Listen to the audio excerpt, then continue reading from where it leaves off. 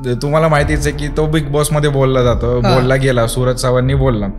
तर आता त्याचं म्हणणं असं आहे की बाबा तो डायलॉग मी काढलाय, राईट. पण आता त्यांना हे माहित नाही की तो डायलॉग ऑलरेडी रेजिस्टर्ड आहे माझ्या नावाने. तेच वाटतं यार, ओम साईराम ज्यावेळेस येतो ना आतमधून आवाज तर रिलेटेबल होतं. त्या डायलॉगची सुरुवात कुठून झाली रे दादा? स्वतः राजसाहेब ठाकरे ह्यांनी ज्यावेळेस डॅनी दादाने अथर्व दादांना भर सभेमध्ये थाप मारली त्यावेळेचा कसा तो प्रसंग होता आणि किती प्राऊड फील होतं तुला?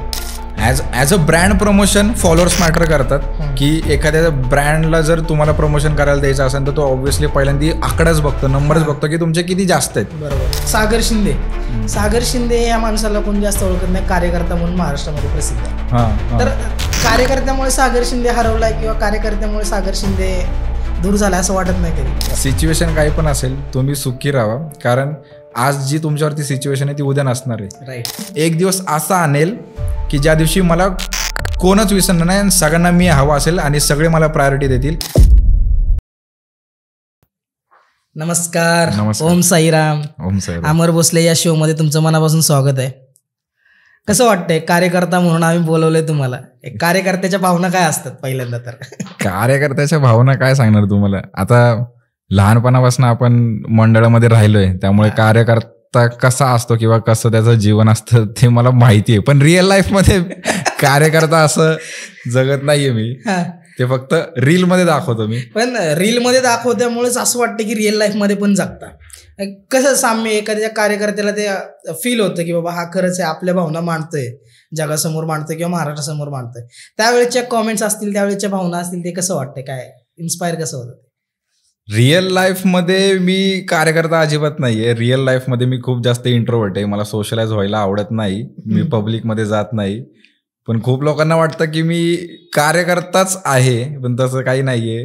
मी खूप शांत मुलगा आहे, कोणाला काही बोलत नाही, समोरनं काय आलं तर मीच सॉरी बोलतो. अरे बापरे.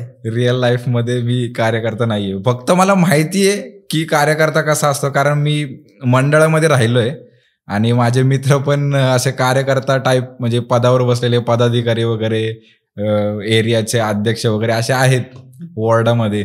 त्यामुळे मला माहिती, त्यांच्याकडनं समजतं की कार्यकर्ता कसं जीवन जगतो. एकंदरीत ज्यावेळेस सोशल मीडियाची सुरुवात झाली होती त्यावेळेस सोशल मीडियावरती हा विचार केला होता की बाबा मी कार्यकर्त्याच्या भावना मांडेन किंवा कार्यकर्त्याच्या रिलेटेड अशा रील्स बनवेन. काय एकंदरीत प्रवास कसा होता तुझा? त्या जेव्हा मी चालू केला तेव्हा मला अजिबात वाटलं नव्हतं की हे करिअरच्या हिशोबाने पण असेल, पण कुठे ना कुठेतरी आम्हाला असं वाटतं की आम्ही मराठी कॉन्टेंट क्रिएशनमध्ये पहिली जनरेशन आहे ज्यांनी कॉन्टेंट क्रिएशन केलं. नाही खरंच आहे. ह्याच्यानंतर लोकांनी सुरुवात केली बघून की असं म्हणता येईल की आम्ही पण तसं स्वतःला एवढे मोठे नाही समजणार, पण कुठेतरी आम्ही पण टाइमपासमध्येच चालू केलं. आम्हाला माहिती नव्हतं की ते करिअर बनेल, पण ते बनलं. म्हणजे त्याच्यानंतर इंस्टाग्रामवरती करिअर कॉन्टेंट क्रिएशन करणं हा एक करिअर ऑप्शन झाला चालू. तर कुठे ना कुठेतरी फर्स्ट जनरेशन आम्ही म्हणू शकतो की आम्ही आहे. ज्यावेळेस कौतुकाची थाप पडते ज्यावेळेस तू म्हणतोस की मराठी क्रिएटर आहे आणि आता तू पुण्यामध्ये बघतोस अथर्व दादा असेल किंवा डॅनी दादा असेल, ह्यांचे रील्स बघतोस आणि ते पण सोशल मीडिया आणि मराठीला रिप्रेझेंट करतात भरपूर ठिकाणी. लास्ट सीझनला तुम्ही बघितलं असेल की बिग बॉस मध्ये डॅनी दादानं रिप्रेझेंट केलं एक मराठी कंटेंट क्रिएटर म्हणून. त्यावेळेसचा तो मराठी माणूस ज्यावेळेस वरती जातो त्यावेळेसचा आनंद कसा होतो? आणि स्वतः राजसाहेब ठाकरे ह्यांनी ज्यावेळेस डॅनी दादाने अथर्व दादांना भर सभेमध्ये थाप मारली त्यावेळेचा कसा तो प्रसंग होता आणि किती प्राऊड फील होतं तुला? नाही ते आहेच आहे. जेव्हा एखाद्या मराठी माणूस पुढे जातो तेव्हा खरंच खूप चांगलं वाटतं. आणि दुसरं गोष्ट म्हणजे मी अजून बिग बॉस मध्ये गेलो नाहीये, पण माझा डायलॉग जो पोहोचलाय बिग बॉस मराठीमध्ये तर तो भाई त्या डायलॉग कडे येणारच आहे मी. पण पहिल्यांदा ओम साईराम हे ज्यावेळेस तू रील्स मध्ये म्हणतो ना त्यावेळेस ते खरंच असं टच वाटतं यार, ओम साईराम ज्यावेळेस येतो ना आतमधून आवाज खरंच रिलेटेबल होतं. ते त्या डायलॉगची सुरुवात कुठून झाली रे दादा? आता कॉन्टेंट क्रिएशन मध्ये म्हणायचं झालं तर आम्ही एवढं एक्सपिरियन्स केलंय की लोक जेव्हा ट्रेंड येतो तेव्हा ट्रेंड पुरतं लक्षात ठेवतात व्हिडिओ, राईट. पण कॉन्टेंट क्रिएशन मध्ये असं असतं की जो कॅरेक्टर करतो ते सगळ्यात जास्त लक्षात राहतं. कॅरेक्टरमुळे लोक लक्षात राहतात. तर मी असेच किंवा माझी टीम म्हटली तर सगळेजण आतापर्यंत कॅरेक्टरच करत आलेले आहेत आणि कॅरेक्टर लोकांना लक्षात राहतं. आणि मीच असं ट्राय करत गेलो आणि एकदा कार्यकर्ता केला, तो कार्यकर्ता सगळ्यांना आवडला. मग कार्यकर्ता कसा असतो तर मी तर मंडळात राहतोच, पण माझे पप्पा पण आधीपासून मंडळात राहिलेले किंवा ते पण असं असतातच. तर पप्पांचे जे एक मित्र आहेत त्यांचे, तर ते ओम साईराम बोलतात दरवेळेस, की काय कधी पण कॉल उचलला किंवा लोकांना भेटलं तर सुरुवात ते ओम साईरामनी करतात. तर तो डायलॉग मी तिथनं उचललाय, म्हणजे तर तो डायलॉग मी तिथनं घेतलेला आहे. आणि मग त्याच्यानंतर मग कार्यकर्ता कसा असतो हे मी रिप्रेझेंट केलं. झापूक झुपूक तर मी स्वतःच बनवलेलं आहे, मी स्वतःच बोलायचं लहानपणापासून, तर तो आहे त्याच्यात. झापूक झुपूक वरून आठवलं की जे आता बिग बॉस मध्ये ट्रेंडिंग मध्ये आलं झापूक झुपूक, त्याच्या अगोदरपासून पण आहे ते. महाराष्ट्रामध्ये कधी डायलॉग तो विसरणारच नाही, झापूक झुपूक झापूक झुपूक. आणि तू जो बोलतो ना त्या वे मध्ये, तर ते खरंच खूप छान वाटतं. ते डायलॉगची सुरुवात झापूक झुपूक कसं, म्हणजे तू कसं डोक्यामध्ये आणलंस आणि कसं रिप्रेझेंट करायचं ठरवलंस? आता झापूक झुपूक तर हे मी लहानपणापासूनच बोलतोय, कारण मला सिस्टीम खूप आवडतं, डीजेज, साऊंड सिस्टीम ह्याची मला आवड आहे. तर मी जातो बघायला कधी पण असेल तर सिस्टीम. आता तर मला जाणं होत नाही, मला बाहेर पडणं होत नाही, त्यामुळे आता जाता येत नाही. पण लहानपणापासून सिस्टीम कुठं जवळपास असली तर बघायला जायचो. आणि मग तो शब्द पण तेव्हापासूनच मी काढला होता की बाबा सिस्टीम खूप भारी वाजते, झापूक झुपूक वाजते. तर तेव्हापासून बोलत आलोय मी. आणि आता तर असं झालंय की बाबा तुम्हाला माहितीच आहे की तो बिग बॉस मध्ये बोलला गेला, सूरज चव्हाणनी बोलला. तर आता त्याचं म्हणणं असं आहे की बाबा तो डायलॉग मी काढलाय, राईट. पण आता त्यांना हे माहित नाही की तो डायलॉग ऑलरेडी रेजिस्टर्ड आहे माझ्या नावाने. अरे बापरे. तर मग त्याची जी पब्लिक आहे ती मला येऊन बोलतेस की तो जो डायलॉग आहे तो सूरज चव्हाणचा आहे, तू का कॉपी केला? म्हटलं अरे तो डायलॉग मी काढलाय. आणि एक कॉन्टेंट क्रिएटर जो असतो तो जेव्हा स्क्रिप्ट लिहितो किंवा कुठलेही डायलॉग करतो त्याच्या मागे त्याची 4-5 दिवसाची मेहनत असते, कारण एक स्क्रिप्ट लिहायला 15 मिनिटात लिहून होत नाही, कारण सगळ्यात जास्त मॅटर करते स्क्रिप्ट तुमची. त्याच्यानंतर मग जे काय उलट एडिटिंग करणं आणि ऍक्टिंग करणं सोपं आहे, स्क्रिप्टिंग लिहिणं सगळ्यात जास्त अवघड आहे. कारण दरवेळी लोकांना काहीतरी नवीन दाखवणं किंवा आपण जर ह्या लेवलला आलो तर ह्याच्यावरती अजून कसं जाऊ शकतो, तर त्याच्यासाठी विचार करणं खूप महत्वाचं आहे. तर आणि स्क्रिप्टिंग लिहिणं सगळ्यात जास्त अवघड आहे. मग तो डायलॉग मी काढला, त्याला दाखवलं, लोकांना तो डायलॉग आवडला. आणि दुसराच कोणतरी पर्सन येऊन बोलते की हा डायलॉग माझा आहे, आणि त्याची पब्लिक येऊन मला बोलते की हे डायलॉग तू कॉपी केलेलं आहे. मग ते कुठे ना कुठेतरी क्रिएटर्सला खूप जास्त हर्ट होतं, कारण तुम्ही ओरिजिनल कॉन्टेंट बनवताय आणि तुमचं कोणीतरी कॉपी करताय आणि त्याच्या व्हिडिओजला जास्त व्ह्यूज जात आहेत. बरोबर. तर मग हे चुकीचं आहे, हे खूप चुकीचं आहे कॉन्टेंट क्रिएटर्सच्या हिशोबाने. आणि दुसरं म्हणजे त्याची जी पब्लिक आहे ती मला येऊन बोलते की एखादा मराठी माणूस पुढे चाललाय, एखादा गरीब माणूस पुढे चाललाय, तर त्याला तुझा का त्रास येतोय? तर मग मी कोण आहे? मी मराठी माणूस नाहीये का? राईट. मला हे म्हणायचं होतं की तुम्ही जर मला येऊन बोलताय की एक मराठी माणूस पुढे चाललाय तर तुला काय त्रास होतोय, मग मी मराठी माणूस नाहीये का? इव्हन तुम्ही हे म्हणताय की गरीब माणूस पुढे चाललाय, तर मग मी काय अंबानीच्या घरात पैदा झालोय का? मी पण मिडल क्लासच आहे ना. बरोबर आहे. पण तुम्ही मला हे सांगायचंय, आता मी डायरेक्टली सांगेल की मी जर बिग बॉस बघितलं ना तर कुठेतरी ती इमोशनली किंवा सिंपती वाटली. थोडंसं तुम्ही भले मला हेट कराल ह्या वाक्यानंतर, पण ही रियालिटी आहे. कारण खूप सारे टॅलेंटेड लोक पण होते तिथं. पॅडी दादा होते, पॅडी दादा पण डिझर्विंग कॅन्डिडेट होते. पण ठीक आहे, तुम्ही इमोशनली खेळताय किंवा सिंपती गेन करतायत, पण तिथं लोकांना माहिती नाही की ओरिजिनॅलिटी कोणाची आहे. जास्त करून डायलॉग तिथे हिट झालाय. सो तुम्हाला कळलं पाहिजे की एखादा ओरिजिनल माणसाला तुम्हाला त्याचं क्रेडिट दिलं पाहिजे, पण तुम्ही त्याला देत नाही. आणि तुम्ही सिंपती गेन करून जर जिंकत असाल तर ते मला वाटत नाही. म्हणजे मी डायलॉग माझा चोरला म्हणून मी असं म्हणत नाही, पण तो ॲज अ माणूस म्हणून तो चांगला असेलच. मी त्याला ॲज अ माणूस म्हणून काही वाईट बोलत नाही. पण तुम्ही डायलॉग घेताय आणि इंटरव्ह्यू मध्ये बोलताय की हा डायलॉग माझाच आहे किंवा हा डायलॉग मीच काढलाय, मला असंच सुचला, तर ते चुकीचं आहे. मी बघितलंय ना पण की झापूक झुपूकचे ब्रँड अँबॅसेडर त्यांना टेलिकास्ट पण केला तो पूर्ण एपिसोड त्या डायलॉग वरती. पण ज्यावेळेस सिंपती आपण म्हणतो महाराष्ट्रामध्ये सिंपतीने खूप काय करता येतं, आणि खरं ती सूरज चव्हाणला भेटली गेली. त्यावेळेस ज्यावेळेस तू बघत होता की नाही माहित नाही, पण का असं वाटतं की तुला त्याला का भेटली असेल एवढी सिंपती? त्याचा विषय निघाला म्हणून मी तुला विचारतोय. सिंपती म्हणायला गेले तर आता तसं म्हणायला गेलं ना तर आई वडील नसणं ही खूप मोठी गोष्ट आहे, ठीक आहे. आणि ते त्याच्या बाबतीत तर मला त्याचं वाटतंच वाईट, म्हणजे त्याला नाही म्हणत. आणि ॲज अ पर्सन पण तो चांगला आहे, मी त्याला काय बोलणार नाही.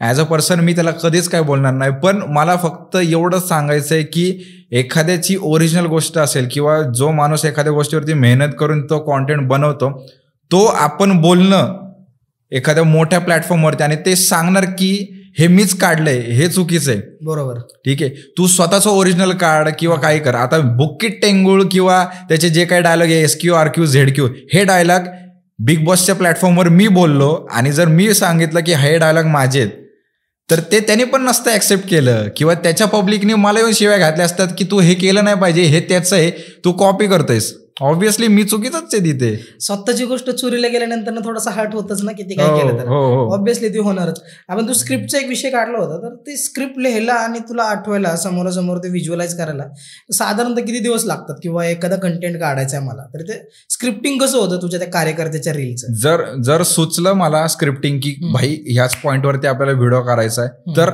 मी 15 मिनिटात पण स्क्रिप्ट लिहू शकतो. पण जर नसेल सुचत ना, तर स्क्रिप्ट लिहायला मला 1-2 दिवस पण जातात, कारण विचार करण्यात वेळ जातो की भाई आपण काय करायचं. कारण लोक आहे ना डायलॉग्स लक्षात ठेवतात.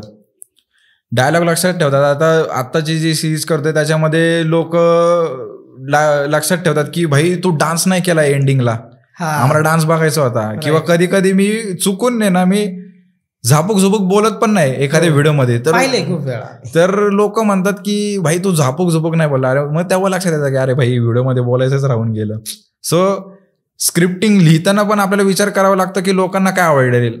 आता मी कविता पण लिहितो स्क्रिप्टिंगमध्ये, तर ते कविता लोकांना खूप आवडतात. तर ते म्हणतात की भाई तुझी कविता खूप भारी होती. तर मग कविता सुचवणं पण खूप अवघड असतं, लगेच रायमिंग आपल्याला सुचत नाही. आणि एकतर मी कविता जास्त लिहित नाही, पण कॉन्टेंट क्रिएशनमुळे मला ती सवय लागली लिहायची. मी असं कविता वगैरे करणारा माणूस नाही. आता तुला म्हणायला लावणार होतो कविता म्हणल्यानंतर एखादी आठवली का तुला कविता? तेच सांगते, मी कविता लिहिणारा माणूसच नाहीये. मला ते लिहिण्यासाठी आहे ना, मला असं ऐन टायमिंगला नाही येत.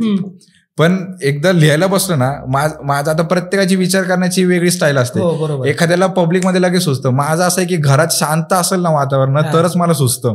ते पब्लिकमध्ये गोंधळ बिंदळ असेल तर मला नाही सुचत, कोणालाच सुचत नाही ते गोंधळामध्ये. पण तुझ्या पेजकडे येतो मी, ज्यावेळेस तू सागर शिंदे या माणसाला कोण जास्त ओळखत नाही, कार्यकर्ता म्हणून महाराष्ट्रामध्ये प्रसिद्ध आहे. तर कार्यकर्त्यामुळे सागर शिंदे हरवलाय किंवा कार्यकर्त्यामुळे सागर शिंदे दूर झाला असं वाटत नाही कधी? आता तसं म्हणायला गेलं तर पर्सनल लाईफ आणि प्रोफेशनल लाईफ मी वेगळी ठेवतो. पण आता खूप साऱ्या लोकांचं म्हणणं असतं की तू तुझं नाव का नाही ठेवलं सागर शिंदे. आता ते मी तेव्हा असा विचार केलाच नव्हता की माझं ह्या गोष्टीमध्ये करिअर होईल. मी फक्त अशी सुरुवात केली होती की मी काहीतरी युनिक नाव ठेवायचं, आणि जर लोकांना आवडलं तर तेव्हा मी अल्गोरिदमचे व्हिडिओज बघायचो. तर ते अल्गोरिदम मध्ये जास्त करून लोक असं बोलायचे की तुम्ही जेवढं युनिक नाव ठेवाल तेवढं जास्त लोक तुम्हाला ओळखणार आहेत. म्हणून मी विचार करून करून करून रावडी नेता नाव ठेवलं होतं, आणि ते नंतर प्रसिद्ध झालं. मग आत्ता अशी सिच्युएशन आली की मी माझ्या मित्रांना फोन लावतो, कधी कधी माझा आता नवीन नंबर असल्यामुळे ना लोक ओळखत नाहीत. मी फोन लावल्यानंतर बोलतो की अरे भाई मी सागर बोलते, तर माझे मित्रच मला म्हणतात की कोण सागर. नंतर मला सांगायला लागतं की अरे भाई रावडी नेता बोलतोय. मग मित्र म्हणतात भाई तू कसा काय फोन केला मला, अरे एक्सपेक्टच नव्हतं केलं तू मला फोन करशील. अरे म्हटलं मी तुझाच मित्र आहे, एक्सपेक्ट नाही केलं काय, तू सागर नावाने ओळखत नाही, रावडी नेता बोलल्यावर ओळखतोय. तर असे होतात आता की बाबा मला सांगतानाच रावडी नेता बोलावं लागतं, सागर बोलताच येत नाही मला. रावडी नेत्याची सुरुवात नक्की कशी काय, म्हणजे तू सुरुवातच कशी केली रावडी नेत्याची? असं कधी हट नाही झालं की सागर मी ठेवू शकतो किंवा ह्याच्यातून ही संकल्पना पुढे येईल किंवा काय असं? सागर शिंदे नाव ठेवायला मला काही प्रॉब्लेम नव्हता, पण तेव्हा मी जसं सांगितलं की युट्यूबवरती मी व्हिडिओज बघायचो की कसं आपण क्रिएटर बनू शकतो. राईट. तर सागर शिंदे जर नाव ठेवलं तर मला असा एक डाऊट आला की भाई जगामध्ये हजारो सागर शिंदेत, तर त्याच्यामध्ये व्हिडिओमध्ये असं सांगितलं होतं की तुम्ही नाव ठेवताना असं ठेवा की ते युनिक वाटेल. मग मी विचार केला की काय ठेवू शकतो, तर तेव्हा असं मला विलनचा इमेज खूप आवडायचा, विलन टाईप इमेज.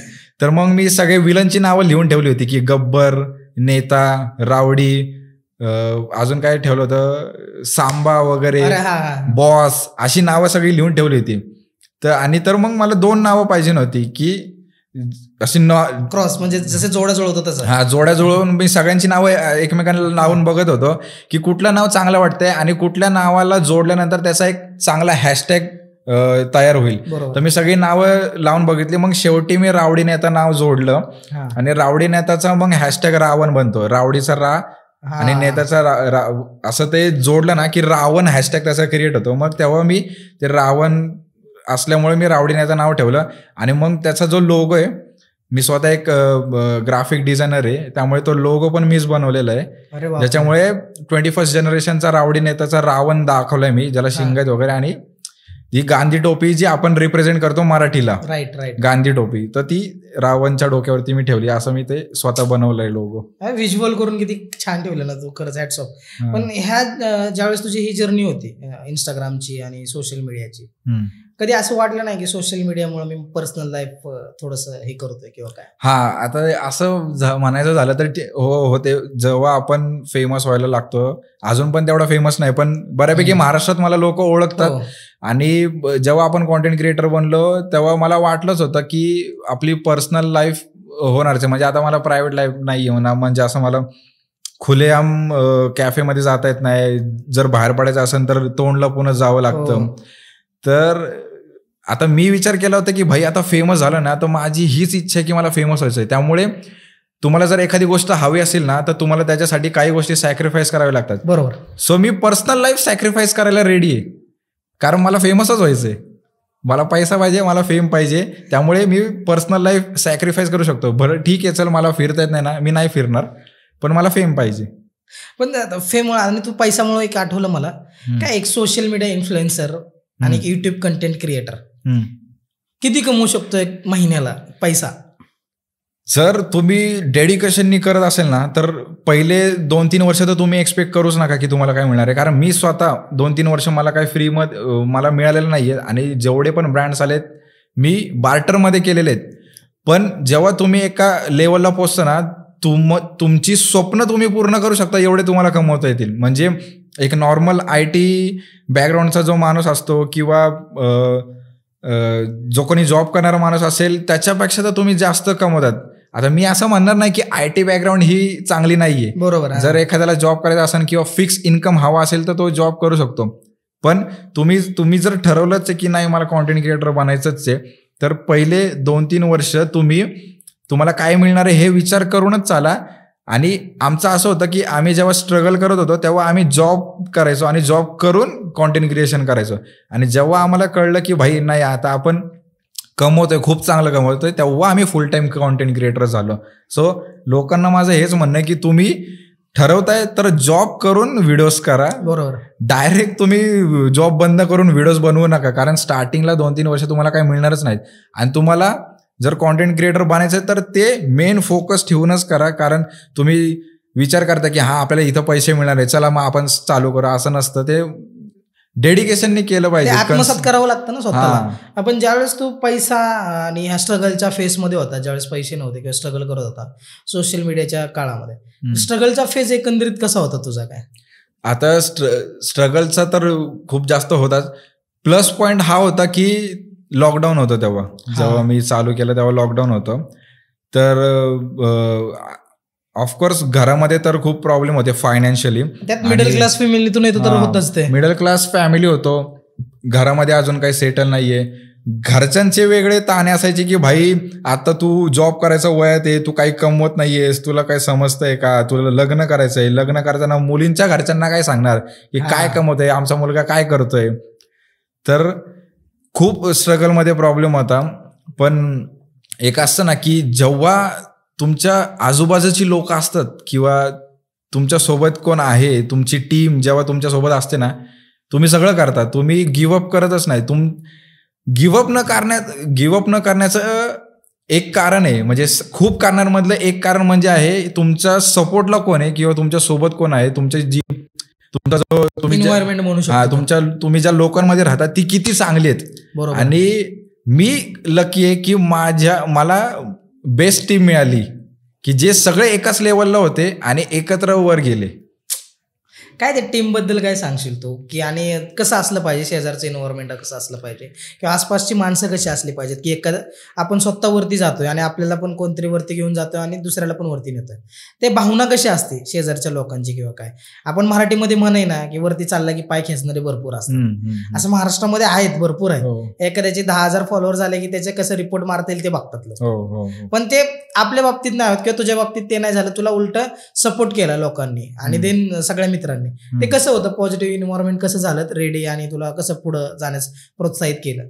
आता तसं म्हणायला गेलं तर सगळ्या आमच्या टीम मधल्या सगळ्यांमध्ये मी सगळ्यात नवीन आहे, म्हणजे मी सगळ्यात शेवटी चालू केलं होतं आणि मी लॉकडाऊन मध्ये चालू केलं. बाकीची जी टीम मेंबर्स आहेत त्यांनी सगळ्यांनी आधी चालू केलंय. अथर्व वगैरे तर थिएटर करतोच, त्यांनी नाटकं केली त्यामुळे तो खूप जुना आहे. मग बाकीचे जे होते, आता एकच छावा तो होता, तो पण आधीपासून करायचा. समीर पण आधीपासून करायचा माझ्या, तो तर रॅप पण करतो. हा, त्यांनी रॅप पण केला. तर मी लॉकडाऊन मध्ये चालू केलं कारण तेव्हा काहीच नव्हतं, तर मग म्हटलं की काहीतरी करावं. तर तिथनं सुरुवात झाली, मी व्हिडिओज करत गेलो आणि मला अजून पण आठवतंय की 28 नोव्हेंबर 2020 मध्ये सगळे व्हिडिओज करत होते आणि मी सगळ्यांना कॉन्टॅक्ट केला होता. म्हणजे पहिलं आता तसं म्हणायला लागलं तर कलमवाला बाबा हा एक क्रिएटर आहे, त्याचं खरं नाव जय काळे. तर त्याच्याशी बोलायचो आम्ही दोघं बोलायचो आणि आमचं बऱ्यापैकी चांगला बॉन्ड होता, म्हणजे अजून पण आहे, असं काही नाहीये. तर त्याला मी म्हटलो भेटायचं का, तर तो म्हटला की ठीक आहे भेटूया. मग मी अजून लोकांना मेसेज केले, जसं अथर्व सुद्धा मी तर माझ्या कॉन्टॅक्टमध्ये होताच. अथर्व माझा मित्र होता तेव्हापासून. अथर्वला पण बोललो, इव्हन एकच छावा ज्याला आज निरंजन पप्पी देसलच्या डायलॉगने ओळखतात, तर त्याला मी मेसेज केला. त्याला मी म्हटलं की भाई असं आहे, आपण भेटायचंय. आणि मग ECच्या सोबत डॅनी होता, डॅनी आणि एकच छावा व्हिडिओज करायचे. तर त्याला मी म्हटलं की तू येतोयस तर डॅनीला पण सांग आणि त्याला घेऊन ये. तर असे 4-5 लोक आम्ही 28 नोव्हेंबर 2020 पहिल्यांदा भेटलो. तर एकंदरीत सगळ्यांना मी कॉन्टॅक्ट करून एका ठिकाणी बोलवलं आणि त्यांना मी म्हटलं की भाई आपण आत्तापर्यंत घरात एकत्र व्हिडिओज बनवायचो आणि मला कोणच माझे मित्र नाही आहेत जे माझ्यासाठी रोज शूट करायला येतील किंवा आपल्यासाठी रोज टाइम काढतायत. तर मी अशी लोक बघितली जी माझ्यासारखी करतायत आणि आपण असं एकमेकांना सपोर्ट करून एकमेकांचे व्हिडिओ काढूया आणि एकमेकांना सपोर्ट करून व्हिडिओज करूया. तर तो आमचा पहिला दिवस होता. त्याच्यानंतर आम्ही आत्तापर्यंत एकत्र आहोत आणि आम्ही असाच व्हिडिओ करत स्ट्रगल करत वरती आलो. आणि आमच्यामध्ये लकीली हा पण असं होतं की फॉलोअर्समुळे कोणाला प्रॉब्लेम नाही झाला की कोणाचे ह्याचे जास्त फॉलोअर्स आहेत तर ह्याच्यासोबत काम नाही करायचं किंवा काय करायचं. इव्हन आत्ता सुद्धा इथं यायच्या आधी सकाळी सुद्धा मी कॉल केला की ये आपल्याला व्हिडिओज वगैरे करायचंय. आता तो म्हणायला गेलं तर तो आत्ता खूप मोठा माणूस आहे पण तरी पण कॉल करतो. तर असं माझं म्हणणं आहे की कोण चेंज नाही झालं एवढं. पण हे तू फॉलोअर्सचा मॅटर सांगितला, फॉलोअर्स किती सोशल मीडियाच्या लाईफमध्ये किंवा या इंस्टाग्रामच्या ह्याच्यामध्ये किती मॅटर करतो फॉलोअर्सचा नंबर आणि सबस्क्रायबरचा नंबर? हे माझ्यासोबत पण घडले, मी त्याच्याबद्दल येईनच, पण तू सांगशील मला तर बेटर होईल. As a brand promotion followers matter करतात की एखाद्या ब्रँडला जर तुम्हाला प्रमोशन करायला द्यायचं असेल तर तो ऑब्व्हियसली पहिल्यांदा आकडाच बघतो, नंबरच बघतो की तुमचे किती जास्त आहेत. बरोबर. As a person followers matter नाही केले पाहिजे. जर तुमची टीम आहे तर फॉलोअर्स मॅटर नाही केले पाहिजे, कारण आज तो माणूस मोठा आहे, उद्या आपण पण मोठं होणार आहे. त्यामुळे जर तो मोठा आहे तर आपण त्याच्यावरती जळलं पाहिजे किंवा काय नाही, कारण तो पण आपला मित्रच आहे. ठीक आहे, त्यांनी आज जास्त मेहनत केली म्हणून त्याचे आज जास्त फॉलोअर्स आहेत. आपण पण जास्त मेहनत करू आणि आपण मोठे होऊ. ही जी मेंटॅलिटी आहे ना की भाई आता तो मोठा झालाय, आता आपण बारक्या लोकांकडे लक्ष नाही द्यायचं, ही चुकीची आहे कुठेतरी. आणि खूप साऱ्या कॉन्टेंट क्रिएटर्स मध्ये हे होतं. मी स्वतःला लकी मानतो की मला ही टीम मिळाली, कारण आतापर्यंत काही जरी बोललं ना तरी ते अवेलेबल होतात. आता भले आज प्रत्येकाची सेपरेट टीम आहे, पण मी जर आज बोललो ना कोणाला पण कॉल करून की भाई माझा असा व्हिडिओ आहे, तुम्हाला टाइम दे, तर तो मला सांगेल की मला आज टाइम नाहीये, मला उद्या टाइम आहे, पण मी करणार नक्की. भलेही त्यांना टाइम नसेल पण ते माझ्यासाठी थोडा टाइम काढणार आणि करणार व्हिडिओ. सो हे आमचा ग्रुपचं चांगलं आहे की बाबा आम्हाला अशी टीम मिळाली. एकंदरीत काय होतं माहिती आहे का दादा, आता सपोज आम्ही भरपूर ठिकाणी आता काही सोशल मीडिया कंटेंट क्रिएटरचे जास्त फॉलोअर्स असतात. आता पॉडकास्टच्या या क्षेत्रामध्ये यायचं म्हणल्यानंतर ना थोडंसं नवीन कोणाला लगेच ग्रोथ भेटत नाही किंवा नाही भेटत. आत्तापर्यंत कोणाला भेटली पण नाही जास्त लगेच मराठी याच्यामध्ये. तर कोणाला कॉन्टॅक्ट केला तर पहिले नंबर्स बघतात, देन नंतर ना हा येतो परत नाही येत. असं कशामुळे होतं असेल की नंबर्स मॅटर करतो का पूर्ण चॅनल सर्च करून रिसर्च करून येतात, काय असं काय होतं ॲज अ तुझा पॉईंट ऑफ व्ह्यू? भाऊ प्रत्येक म्हणजे जास्त करून आहे ना असं होतं की आता नंबर्स मॅटर करतो. नंबर मॅटर करतो. जर तुम्ही एखाद्याला ओळखत नसेल ना तर खरंच नंबर मॅटर करतो. पर्सनली असा अनुभव आहे की एखाद्या पर्सनला मी मेसेज केलाय, आधी सुद्धा मी मेसेज केलेले आहेत जे माझ्यापेक्षा मोठे आहेत की बाबा मला तुझ्यासोबत काम करायचंय, आपण काम करायचं का. पण आता मी ते करत नाही. कारण का की जर तो माणूस मोठा आहे तर आपण त्याच्यासोबत काम करायला गेलो, भले स्क्रिप्ट आपली का असेल, लोक कमेंटमध्ये असं बोलतात की भाई तू भारी काम केलं. अरे पण स्क्रिप्ट तर मी लिहिली आहे ना, स्क्रिप्ट मी केली आहे, माझी स्क्रिप्ट आहे, त्यांनी माझ्या स्क्रिप्टमध्ये काम केलंय. मी कोलॅबरेशन्स करत नाही. आत्ता माणूस किती पण मोठा असू दे, मी कोलॅबरेशन्स नाही करत. जर स्क्रिप्ट माझी मी लिहितोय तर मीच करणार. कारण काय आहे की फॉलोअर्स वाढवायचे, सगळ्यांना मोठं व्हायचंय. तर जेव्हा आपण कोलॅबरेशन्स करतो तेव्हा ना त्याला फॉलोअर्स मिळत ना मला फॉलोअर्स मिळत. त्यामुळे मी हे नाही करत. आणि फॉलोअर्सचं बघायला गेलं ना तर आजकाल लोक असंच करतात की भाई तुझे 1 मिलियन आहेत, माझे 1 मिलियन आहेत, तरच मी कोलॅबरेशन करणार. हे होतं. वरच्या लेवलची जी लोक आहेत ना ती वरच्यांसोबतच कोलॅबरेशन करतात, खाली कोणी विचारत नाही. असं नसतील असं का, म्हणजे कारण त्यांना एंगेजमेंट पाहिजे, त्यांना फॉलोअर्स पाहिजे. त्यांचं असं म्हणणं आहे की भाई तुला जर माझ्यासोबत काम करायचं आहे ना तर तू आधी मोठा हो. आणि कुठेतरी हे मी पण ऍक्सेप्ट करतो की कारण जर मी 500 व्हिडिओज बनवल्यानंतर आज एवढा फेमस आहे तर तू पहिल्याच व्हिडिओमध्ये काय एक्सपेक्ट करतो.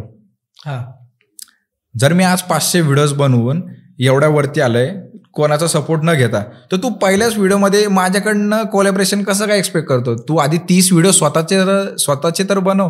बरोबर आहे. तू 30 व्हिडिओ स्वतःचे बनव, कन्सिस्टंटली बनव. ज्या दिवशी तू 30 व्हिडिओज बनवशील किंवा 50 व्हिडिओ बनवशील स्वतःच्या हिमतीवरती कोणाची मदत न घेता, तेव्हा मी समजेल की भाई तुला खरंच कॉन्टेंट क्रिएटर बनायचंय आणि तुला खरंच सपोर्टची गरज आहे. नाहीतर काय लोक असं म्हणतात की भाई तू मोठा नाही, मला तुझ्यासोबत कोलॅबरेशन्स करायचंय, मला तुझ्यासोबत कोलॅबरेशन करून मोठं व्हायचंय. तू पहिल्याच व्हिडिओमध्ये जर एक्सपेक्ट करत असेल की मला फेम पाहिजे, मी ह्याच्यासोबत काम केलंय, तर मग भाई ते नाही होणार. तू आधी दाखव की तुला किती गरज आहे, तू बनव स्वतः व्हिडिओ. पण ब्रँड व्हॅल्यू पण मॅटर करते ना दादा. असं नाही. आता सपोज तुझं एवढं फॉलोअर्स असतील किंवा तू एवढा मोठा आहे, सपोज तू त्यात दुसऱ्याकडे क्वालिटी असेल तर त्याचा पण ब्रँड व्हॅल्यू मॅटर करतो, तुझा पण ब्रँड व्हॅल्यू मॅटर करतो. त्याच्याकडे जर असेल नॉलेज असेल किंवा असेल तर तो पण ऍक्सेप्ट करू शकेल ना ह्या गोष्टी. जर त्याच्याकडे नॉलेज आहे किंवा काय आहे तर तो स्वतःच्या हिमतीवर मोठा होऊ शकतो. तो कोणाची मदत नाही घेणार. राईट. पण तोच माणूस तुमच्याकडे येणार ज्याला फेम डायरेक्ट पाहिजे. असे भरपूर आहेत. देवाला दे पहिल्यांदा मला पाहिजे. ज्याच्याकडे नॉलेज आहे आणि ज्याच्याकडे टॅलेंट आहे ना, तो कधीच कोणाकडे नाही जाणार, तो स्वतःच करणार. आणि त्याचा एक स्ट्रगल फेस पण असतो ना, तो जोपर्यंत बघत नाही ना स्ट्रगल तोपर्यंत पण मोठा होत नाही. तो बघून येतो त्यावेळेसच मोठा होतो. भरपूर वेळा पाहिले. पण मराठीमध्ये आता सध्याला करंटली कार्यकर्ता तर आमचा फेवरेट आहे, पण कार्यकर्त्याचा कोण फेवरेट आहे?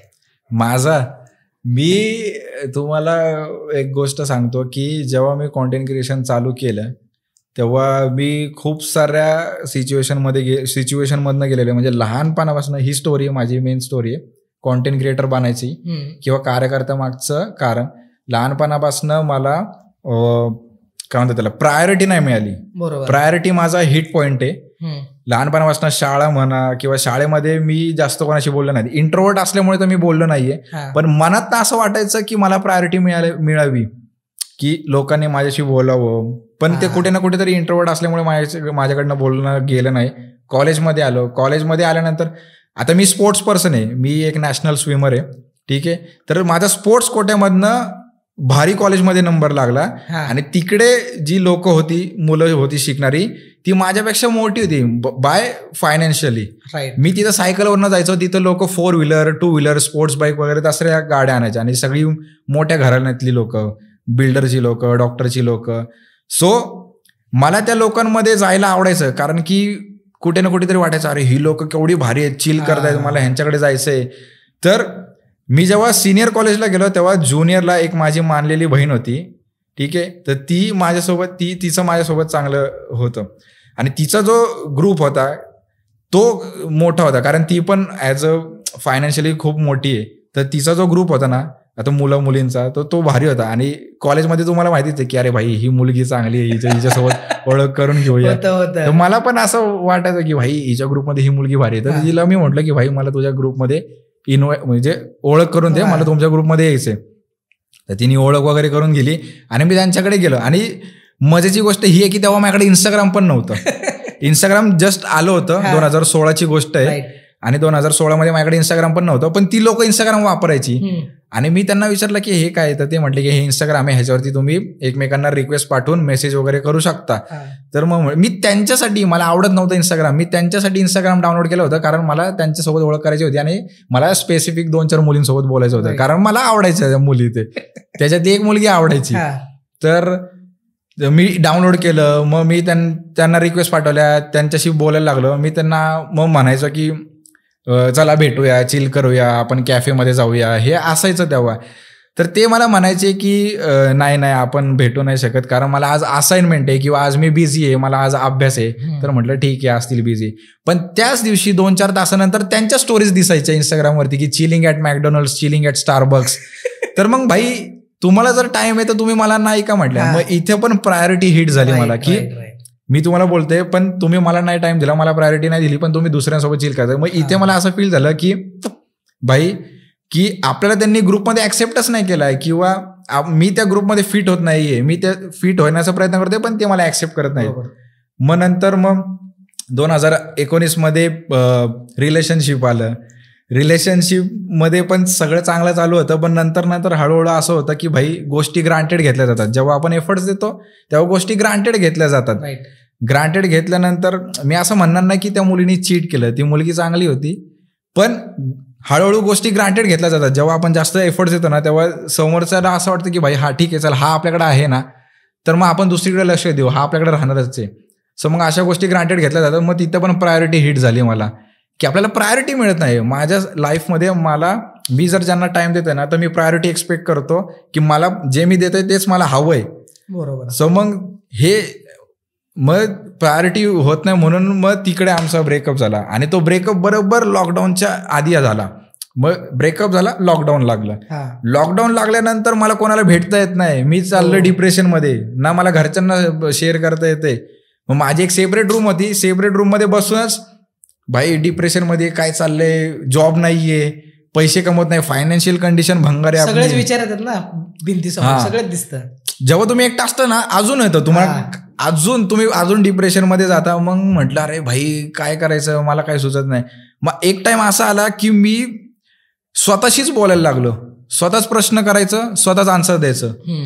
मग मी ते आपल्याशी बोलायलाच कोण नाही ना, मग स्वतःच प्रश्न विचारतोय, स्वतःशीच बोलतोय. मग नंतर रिअलाइज झालं की भाई आपण हे काय करतोय, आपण काहीतरी करायला पाहिजे. मग मी ठरवलं की एक दिवस असा आणेल की ज्या दिवशी मला कोणच विसरणार नाही आणि सगळ्यांना मी हवा असेल आणि सगळे मला प्रायोरिटी देतील. तेव्हा मी ठरवलं की आपण काहीतरी करूया. मग मी व्हिडिओज बनवायला सुरुवात केली. आणि ज्या दिवशी माझा ब्रेकअप झाला होता 8 मार्च 2020ला, त्याच दिवशी मी माझा पहिला व्हिडिओ टाकला होता वुमन्स डेचा.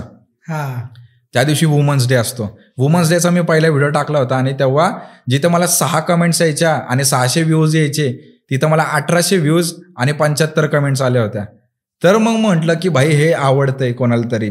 आणि मग मी तिथनं सुरुवात केली व्हिडिओज बनवायला. आणि आजपर्यंत माझा हाच मोटो आहे की लोकांनी मला प्रायोरिटी दिली पाहिजे, लोकांनी मला ओळखलं पाहिजे. आणि ज्या लोकांनी मला कॉलेजमध्ये अवॉइड केलं होतं, इग्नोर केलं होतं, ती लोक आज माझ्या फॉलो लिस्टमध्ये, पण मी त्यांना फॉलो बॅक नाही करत. आणि दुसरं म्हणजे एकतर प्रायोरिटी झाली, प्रायोरिटी मिळत नाही म्हणून ते माझं कारण होतं. आणि तुम्ही जसं म्हटले की तुमचा फेवरेट कोण आहे, कार्यकर्त्याचा फेवरेट कोण, तर जेव्हा मला चालू करायचं होतं हे सगळं तेव्हा मी यूट्यूबवरती सर्च केलं की मी काय करायचं. तर मी एक क्रिएटर बघितला होता जो आज महाराष्ट्रातला सगळ्यात मोठा माणूस आहे, श्रीमान लेजेंड. मी श्रीमान लेजेंडला खूप मानतो, मला श्रीमान लेजेंडला भेटायचंय. श्रीमान लेजंडचा मी व्हिडिओ बघितला होता. आय थिंक कुठल्या तरी सणाची स्ट्रीम होती ती. सण होता, महाराष्ट्राचा सण होता. त्यांनी ऑरेंज कुर्ता घातला होता आणि तो स्ट्रीम करत होता. तो ज्या हिशोबाने शिवाजी महाराज जयंती होती, तो ज्या हिशोबाने स्ट्रीम करत होता त्याची स्टाईल मला आवडली होती. तर मला पहिल्यापासनं मला स्ट्रीमर बनायचं होतं. मला गेमिंग स्ट्रीमर बनायचंय आणि मी त्याला बघूनच इन्स्पायर झालोय. पण तेव्हा माझी फायनान्शियल कंडिशन एवढी भंगर होती की मला गेमिंगचा सेटअप करता आला नाही. तर मग मी विचार केला की काय करू शकतो. तर माझ्याकडे फोन होता. मग फोनवरनं इंस्टाग्रामवरती व्हिडिओज बनवायला लागलो. पण ॲट द एंड माझा गोल पबजी नाही, गेमिंग स्ट्रीमर बनायचं आहे मला. आणि श्रीमान लेजंडला पण भेटायचं आहे. पण ॲज अ फॅन नाही, मी त्याचा फॅन आहेच आहे. पण मला एवढं मोठं बनायचं आहे की श्रीमान दादा पण मला ओळखेल आणि मी त्याच्या शेजारी ॲज अ फ्रेंड म्हणून बसेल. त्याला माझा डायलॉग माहिती आहे पण तो डायलॉग कोणाचा आहे हे अजून माहित नाही, कारण तो त्याच्या स्ट्रीमवरती माझा डायलॉग पण बोललाय. पण तो कुठल्या माणसाचा हे मला माहित नाही. तर ते आहे, लवकरच ते स्वप्न पूर्ण होईल आणि आम्ही पण प्रयत्न करू श्रीमान दादापर्यंत पोहोचवण्याचा. तू एकंदरीत हे सर्व सांगत होतास त्यावेळेस मला तुझा ब्रेकअप वगैरे ह्या गोष्टींवर जाणवलंस की तू, आणि मी तुला बऱ्याच दिवसापासून फॉलो पण करतो, बघितलं होतं की तू रॅप पण करतोस किंवा रॅपचे स्लोगन्स लिहितोस. तर ते एखादा रॅप आठवतोय का तुला त्या डिप्रेशन मधला, किंवा तू काय रेडी केलेला असा? रॅप करत नाही मी रॅप कधीच केला नाहीये. मी रॅपर नाहीये ऍक्च्युअल मध्ये. पण जेव्हा माझा डायलॉग आला होता झापूक झोपूक, त्याच्यानंतर माझे मित्र आहेत कलाकार हॅम्प, ज्याचं नाव मयूर आहे, आणि असासीन पण नाही, त्यांनी नाव स्टेज नेम चेंज केलंय, बाळासाहेब. राईट, बाळासाहेब त्याचं स्टेज नेम आहे. तर ही 3 लोक आहेत. ह्या 3 लोकांनीच समीरचा रॅप पण लिहिलेला आहे. ठीक आहे. आणि जो हॅम्प आहे मयूर, तो म्युझिक प्रोड्युसर आहे. तो आता खूप मोठा माणूस आहे. जे आप्पाचा विषय लय हार्ड आहे ना, राईट, त्याचं म्युझिक पण त्यांनीच बनवलेलं आहे. सो झापूक झुपूकचं जे सॉन्ग आहे त्याच्यामधले जे लिरिक्स आहेत, ते लिरिक्स ऍक्च्युली त्यांनी लिहिलेले आहेत. कलाकार आणि बाळासाहेब जे आहेत, हॅम्पनी म्युझिक बनवलंय माझा, आणि कलाकार आणि असासीन बाळासाहेबनी त्याचे लिरिक्स लिहिले आहेत. मी त्यांना फक्त सिच्युएशन सांगितली होती की अशी सिच्युएशन मला रॅपमध्ये दाखवायची आहेत, त्या हिशोबाने आपण बसून लिरिक्स लिहूया. तर मी त्यांच्यासोबत बसलो होतो आणि जे काही लिरिक्स वगैरे आहेत ते त्यांनी लिहिलेले आहेत. त्याच्यामध्ये मी त्यांचे जे काय आहेत कष्ट, मी त्याचं क्रेडिट मी नाही घेणार. पण एकंदरीत ते बाप रॅपर्स आहेत. आणि म्युझिक प्रोड्युसर तर भाई मयूरला कोण बीट करत नाही. आज तो बॉलिवूड इंडस्ट्रीमध्ये म्युझिक बनवतो मयूर. तर ते खूप बापच आहेत रॅपिंग इंडस्ट्रीमध्ये. तर त्यांना पण तुम्ही बघा, त्यांना तुम्ही फॉलो करा, ते पण भारी आहेत रॅपर्स. बाकी रॅपर्स मी नाहीये. मी एक ट्राय केलं रॅपिंग करायचं. स्टार्टिंगला तर मला रॅप कसा करायचा ते जमलंच नाहीये. मी खूप सारे टेक्स किंवा खूप सारे बडबड करून ते केलेले. त्यांनी मला सांगितलं की रॅपिंग कसं करायचंय. रॅपर मी नाहीये. अरे ते शेटचा डायलॉग येतो मध्येच तुझा, ते काय शेटचा विषय काय नक्की? शेटवरती पण आम्ही भरपूर रील्स बघितल्यात. शेटचं असं काय नाही. 2021 मध्ये ना एक कॉन्ट्रोवर्सी झाली होती जी कॅरी मिनाटीने केली होती. राईट, कॅरी मिनाटीने कॅरी मिनाटीने टिकटॉकर्स लोकांना रोस्ट केलं होतं. तर ते पुण्यापर्यंत आलं होतं. आणि पुण्यामध्ये पण जी लोक लिपसिंग करतात, त्या लिपसिंग करणाऱ्या लोकांना किंवा शेट जी म्हणतात ना, ओ शेट वगैरे, ते त्या लोकांना आम्ही रोस्ट केलं होतं. अख्ख्या टीमनी रोस्ट केलं होतं. त्याच्यानंतर आम्ही जवळपास त्यांना बंद पाडलं. बरोबर. म्हणजे आता 2021 नंतर ते दिसतच नाहीये. तर माझं हे म्हणणं आहे की त्यांना 1 मिलियन वगैरे फॉलोअर्स आहेत आणि आम्हाला लाखामध्येच फॉलोअर्स आहेत. म्हणजे तेव्हा तर आमचे हजारोमध्येच होते. 2-3 हजार, 4-5, 7-8, 2-3 हजारच होते. आणि ती लोक तेव्हा मिलियन लाख फॉलोअर्स मध्ये होते. तर आम्ही विचार केला की भाई तुम्ही असं काय करतायत की तुमच्याकडे 1 मिलियन फॉलोअर्स आहेत, तुम्ही जे गाणं लावतायत ते फक्त मागणं बोलतायत, ते पण लिपसिंग करतायत, किंवा एखादा डायलॉग असतो तो पण चोरलेला असतो कुठनं तरी. तर ते डायलॉग बोलून पण तुम्ही भाई लोकांना इन्फ्लुएन्स करतायत. आणि जे ओरिजिनल क्रिएटर आहेत, जे स्क्रिप्ट लिहिताय प्रॉपर, त्यांना लोक चांगलं बोलत नाहीत. मग आम्ही ठरवलं की भाई ह्यांनाच रोस्ट करायचा, कारण तेव्हा ट्रेंडच होता की कॅरी मिनाटीने टिकटॉकरवाल्यांना रोस्ट केला. राईट. मी आता एक तुला या पॉडकास्टमध्ये मी तुला तुझे 2 फोटोज दाखवतो. 2 फोटोची मला विषय सांग आणि तुला एक जणाची रील्स पण दाखवतो, त्याच्यावरती कमेंट्स कर.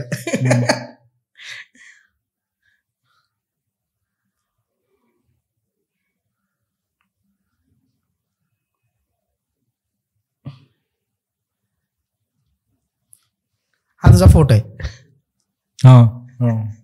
काय ह्या फोटोबद्दल काय सांगशील? एवढं पोज वगैरे काय? 2017ची गोष्ट आहे. 2017मध्ये मला ऍक्च्युली फोटोग्राफीची पण आवड आहे. मी 2017मध्ये जेव्हा कॉन्टेंट क्रिएटर नव्हतो तेव्हा फोटोग्राफी करायचो आणि त्या फोटोच्या टाइमला मी ऍक्च्युली दुसरे मॉडेल्स होते, मेल मॉडेल होते, तर त्यांचे फोटो काढायला गेलो होतं. तर त्यांचे फोटो काढता काढता मी स्वतःचा पण 1-2-3 फोटो काढले होते. तेव्हा जेव्हा फोटोग्राफी करायचो, माझं जर पर्सनल चॅनल असेल, पर्सनल पेज आहे ना माझं, त्याच्यावरती मी एक माझी फोटोग्राफीची हायलाईट पण केलेली आहे. त्या हायलाईटमध्ये सगळ्या मॉडेल्सचे फोटोज आहेत जे मी काढलेत. तेव्हा मी फोटोग्राफी पण करायचो. तर तो तेव्हाचाच किस्सा आहे की मला फोटोज काढायला खूप आवडतात आणि मला म्हणजे स्वतःचे फोटोज काढायला खूप आवडतात. कारण मी आता तसं म्हणायला गेलं तर मटेरियलिस्टिक पर्सन आहे. मला असे फोटोज काढणं, खूप स्वतःला खूप लार्जर दाखवणं हे खूप आवडतं. त्यामुळे मला फोटोग्राफीची आवड आहे. तुला एक तुझीच रील दाखवतो मी, थांब.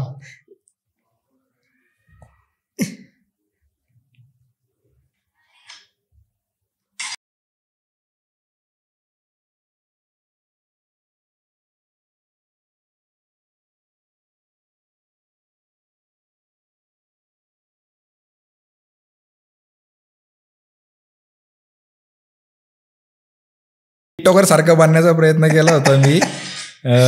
तर हे जे जुने फोटोज आहेत ह्याच्यामध्ये ना मला हेअरस्टाईल करायचा खूप शौक होता आधी. म्हणजे आता त्या सगळ्या हेअरस्टाईल क्रिंज आहेत.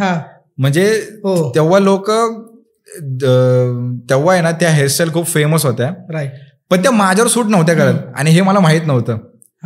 तर मी असंच हवा करण्यासाठी त्या हेअरस्टाईल ट्राय करायचो, पण मला वाटायचं की मी कूल दिसतोय, पण समोरच्याला दिसायचं की हा भंगारच दिसतोय. पण आता ते जे केलेलं आहे ते सगळ्या म्हणजे जवळपास माझ्या सगळ्या हेअरस्टाईल ट्राय करून झाल्या आहेत, लॉंग हेअर्सपासून शॉर्ट हेअरपर्यंत. तर जसं तुम्हाला म्हटलं की मटेरियलिस्टिक पर्सन आहे, मला भारी राहायला आवडतं, पण मला माहित नसतं की मी भारी दिसतोय का. ते आपल्याला पण सूट झालं पाहिजे. आत्ता कुठंतरी थोडं कळायला लागलं की काय आपल्यासाठी भारी आहे. बरोबर आहे. तर ते सगळे क्रिंजवाले फोटोज आहेत. सगळेच जण लोक आधी भंगारच दिसत असतात.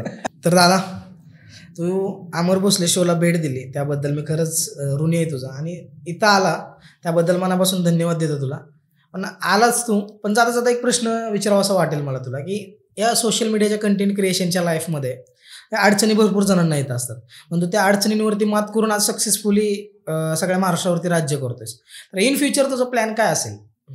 इन फ्युचर माझा हाच प्लॅन आहे की मला ॲक्च्युली लोकांना खुश ठेवलं ना की मला खुशी वाटते. म्हणजे मी स्वतः अनुभवलंय की जेव्हा एखादा माणूस हॅप्पी नसतो ना तेव्हा तुमची लाईफ कशी असते. मी स्वतः त्या सिच्युएशनमधनं गेलेलं आहे की जेव्हा तुम्ही दुःखी असता तेव्हा तुम्हाला कोण हसवणारं नसतं. सो मला माहिती आहे की एखादा जर दुःखी असेल तर त्याला काय फील होतं.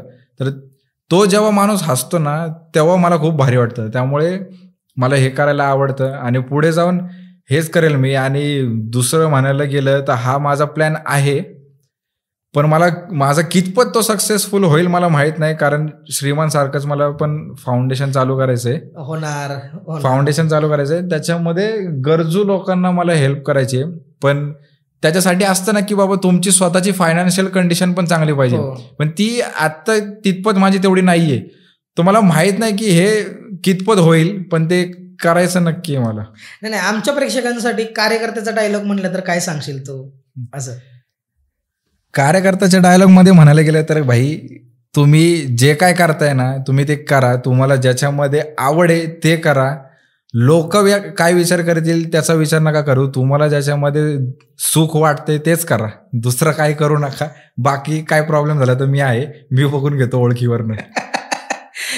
धन्यवाद दादा. आलास तू, कार्यकर्त्यासारखं बोलला आणि शेठ सारखं बोलला, त्याबद्दल मी तुझं मनापासून. नाही, शेठ सारखं नाही बोललो मी फक्त कार्यकर्त्यासारखं बोललोय, शेठ सारखं नाही बोललो.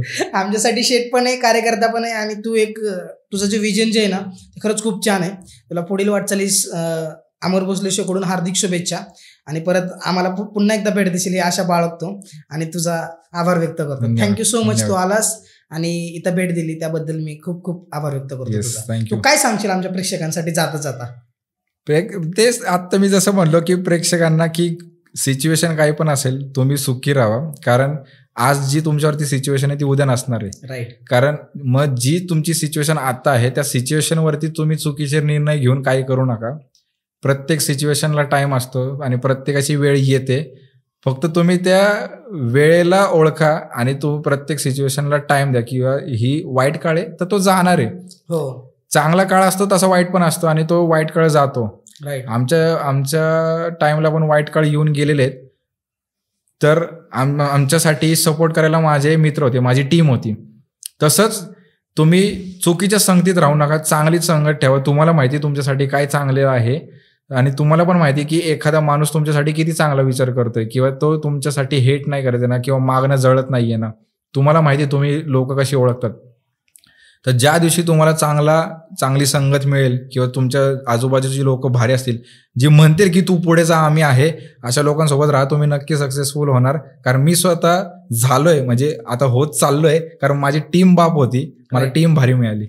नाही, अशीच टीम पुढे घेऊन जात जा आणि प्रत्येक मराठी माणसावरती राज्य करतो, हीच आमच्याकडून अपेक्षा. असं करत राहशील तू, ही शुभेच्छा देतो तुला आणि तुझा आभार व्यक्त करतो. थँक्यू सो मच तू आलास आणि अमर भोसले शोला भेट दिल्याबद्दल तुझा मी पुन्हा एकदा हार्दिक स्वागत करतो. धन्यवाद.